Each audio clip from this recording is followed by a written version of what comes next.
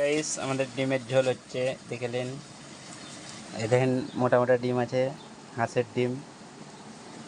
এই যে আলুর দমের মতন হচ্ছে রান্নাটা। সুদীপ রান্না করছে। এই যে মুম্বাই 100 লোকের রান্না করে, সেই ছেলে আজ রান্না করে খাওয়াবে আমাদেরকে। দেখা যাক কেমন হয় রান্নাটা। যদি ভালো লাগে খেতে তো লাইক অবশ্যই করো, কমেন্ট করো, লাইক শেয়ার করো। কমেন্ট করবেন। আপনাদেরকেও খাওয়াবো, আসবেন। আমার হাতের রান্না। এই যে সুদীপের হাতে রান্না। এয়ারফুট ছেলে দাড়ি আবার খুব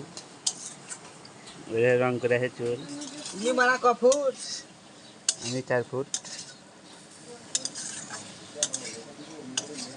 আলুটা সিদ্ধ হবে কিনা জানি না।